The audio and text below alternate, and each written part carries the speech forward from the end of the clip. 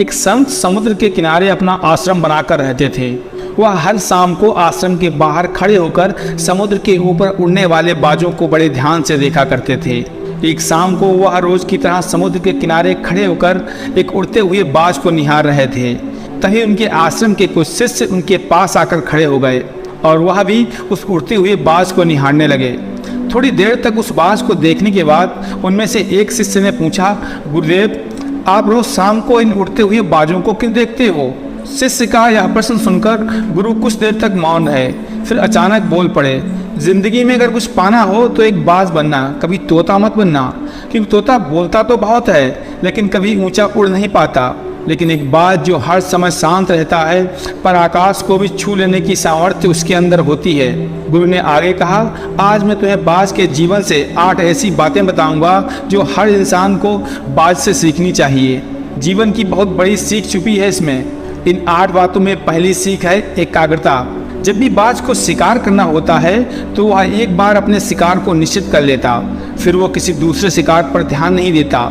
शिकार का आकार उससे छोटा हो या फिर उससे कई गुना बड़ा, एक बार शिकार को चुन लेने के बाद वह उसकी हर हरकत पर पैनी निगाह रखता है। यदि मछली का शिकार करना होता है तो वह समुद्र की हर मछली को अपना शिकार नहीं बनाता, बल्कि उसमें तैर रही किसी एक मछली को अपना शिकार बनाता है। फिर वह उसकी हर गतिविधि पर नज़र बनाए रखता है कि वो कब सतह पर आती है और कितनी देर तक वहाँ रहती है, फिर कितनी देर बाद वो पानी के ऊपर छलांग लगाती है। वह हर चीज़ जो उसके शिकार करने के काम को आसान कर सके वह उसका बड़ी ही सावधानी से निरीक्षण करता है। तो हमें बात से यह सीखना चाहिए कि 10 अलग अलग लक्ष्यों में अपनी ऊर्जा बर्बाद करने की बजाय हमें किसी एक लक्ष्य में पूरी एकाग्रता के साथ ध्यान देना चाहिए और जितना हो सके उस लक्ष्य के बारे में सीखें और पढ़ें। साथ ही इस चीज़ का भी अवलोकन करें कि उस लक्ष्य को पाने में क्या क्या चुनौतियाँ आने वाली हैं और हम कैसे उन चुनौतियों को आसान बना सकते हैं। यह सब बातें हमें जान लेनी चाहिए।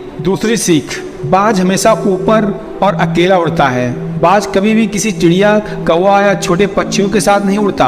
बाज या तो बाज के साथ उड़ता है या फिर अकेला उड़ता है। इससे हमें सीख मिलती है कि छोटी सोच वाले लोगों से दूर रहें, या तो बड़ी सोच वाले लोगों के साथ रहो या फिर अकेले रहो, क्योंकि जैसे लोगों के साथ हम रहते हैं अंततः हम वैसे ही बन जाते हैं। इसीलिए हमेशा अच्छे लोगों का साथ चुनो, नहीं तो फिर अकेले रहो, क्योंकि यही वो समय होता है जब हम खुद को अपने से जान पाते हैं। तीसरी सीख है, अपनी सीमाओं से ऊपर उठो। जब जब मौसम खराब होता है, जब जब बारिश, आंधी या तूफान आता है, हर एक पक्षी अपने घोंसले की तरफ भागता है, खुद को छुपाने की जगह ढूंढता है। लेकिन बाज ऐसा कुछ नहीं करता। वह खुद की सीमाओं को तोड़कर बादलों से भी ऊपर उड़ने का प्रयास करता है। हवाएं उसे थपेड़ा मारती हैं, पंख उसके भारी हो जाते हैं, पानी और धूल की वजह से उसे कुछ दिखाई नहीं देता, लेकिन वो फिर भी आसमान की तरफ उड़ता रहता है और अंततः बादलों से भी ऊपर निकल जाता है और वहाँ तब तक उड़ता रहता है जब तक मौसम ठीक नहीं हो जाता। बाज अपनी सीमाओं को सिर्फ इसलिए तोड़ पाता है क्योंकि वह समस्या आने पर उससे घबराता नहीं है, उससे डरकर बचने का प्रयास नहीं करता, बल्कि एक सकारात्मक नजरिए के साथ उसका सामना करता है। इससे हमें सीख मिलती है कि जीवन में जब भी समस्याएं आएं तो उससे भागो मत, उससे बचने का प्रयास मत करो, बल्कि समस्या की आंखों में आंख डालकर तब तक उसका सामना करो जब तक कि वो समस्या पूरी तरह से समाप्त न हो जाए। और ऐसा तभी संभव है जब व्यक्ति सकारात्मक सोच, सकारात्मक नजरिए के साथ समस्याओं को देखे। संत ने आगे कहा, चौथी सीख, अपने आराम से बाहर निकलो। बाज कभी भी अपने घोंसले में घास की कोमल पत्तियां नहीं रखता और जो भी पत्ते कोमल होते जाते हैं उन्हें निकालकर फेंकता रहता है। वह ऐसा इसलिए करता है ताकि उसके अंदर अपने घोंसले से बाहर निकलकर शिकार करने का जुनून चढ़ा रहे और उसके बच्चे आलसी न बने। वह लगातार घोंसले से निकलने के बारे में सोचते रहें, उड़ने का प्रयास करते रहें और जल्द से जल्द अपनी सुरक्षा खुद कर सकें। इसलिए वह कोमल घास का एक भी तिनका अपने घोंसले में नहीं रखता।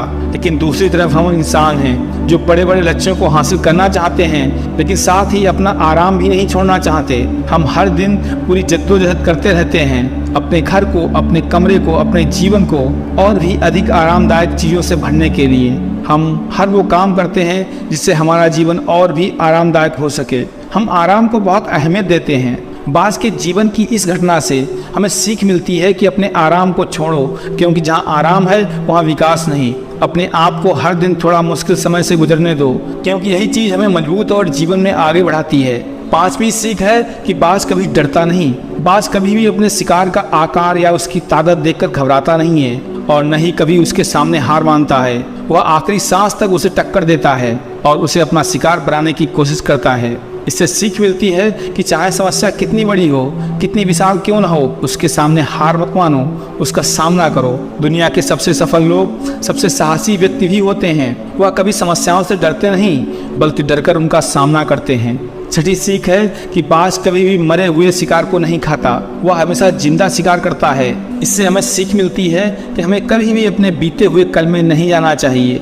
अपनी पुरानी सफलताओं या असफलताओं को अपने मन में लेकर नहीं घूमना चाहिए। हमारा जो भी अतीत है वह मर चुका है, अब वह कभी लौट कर नहीं आने वाला। इसीलिए अपने उन मरे हुए सड़े हुए अतीत के विचारों पर ध्यान मत दो और अपनी आने वाली ताज़ी जिंदगी पर ध्यान दो। अपने अतीत की पुरानी यादों को जो तुम्हें तंग करती है उन्हें वहीं रहने दो जहां वो हैं। अतीत की जगह अतीत में है, उसे वर्तमान में मत लाओ, क्योंकि अगर एक बार तुम्हारा अतीत तुम्हारे वर्तमान में आ गया तो फिर तुम्हारा अतीत तुम्हें वर्तमान में कभी रहने नहीं देगा। तुम्हारे अतीत में तुम्हारे साथ चाहे कितना भी बुरा क्यों न हुआ हो, वो मर चुका है, तो उस बाज की तरह बनो जो मरी हुई चीज़ों को कभी नहीं खाता। सातवीं सीख है अकेले आगे बढ़ने का साहस। बाज हमेशा अकेले शिकार करता है। शायद उसे भी पता है कि भीड़ हौसला तो देती है लेकिन हमारा साहस छीन लेती है। जो अकेले बढ़कर अपने लक्ष्य की ओर निकल लेता है उस व्यक्ति से बढ़कर शायद ही किसी का हौसला होता है। बाज न ही किसी साथी बाज की सहायता लेता है और न ही सहायता करता है, अपने खुद के बच्चे की भी नहीं। जंगल के राजा शेर को आपने झुंड बनाकर शिकार करते हुए देखा होगा, लेकिन बाज को नहीं। यही कारण है कि वह इतना साहसी होता है। वह पानी, जमीन और आकाश सभी जगह शिकार करके अपना परचम बुलंद कर सकता है। तो इससे यह शिक्षा मिलती है कि अपने लक्ष्य की प्राप्ति हेतु कभी भी अकेले चलने से मत डरो। अगर महात्मा बुद्ध अकेले चलने से डर गए होते तो संसार को शांति और ध्यान की शिक्षा कौन देता। आठवीं और सबसे महत्वपूर्ण सीख है डर से कभी भी मत भागो। बाज का जीवन काल लगभग 70 वर्ष का होता है, लेकिन सिर्फ 40 साल के बाद वह बूढ़ा हो जाता है। उसके नाखून बड़े होकर उसके पैरों के अंदर की ओर धंसने लगते हैं, पंख उसके शरीर पर चिपकने लगते हैं, चोंच उसकी मुड़ चुकी होती है, शरीर उसका भारी हो चुका होता है। ऐसी स्थिति में शिकार करना तो दूर की बात, वह सही से उड़ भी नहीं पाता। अब उसके पास सिर्फ दो ही रास्ते होते हैं।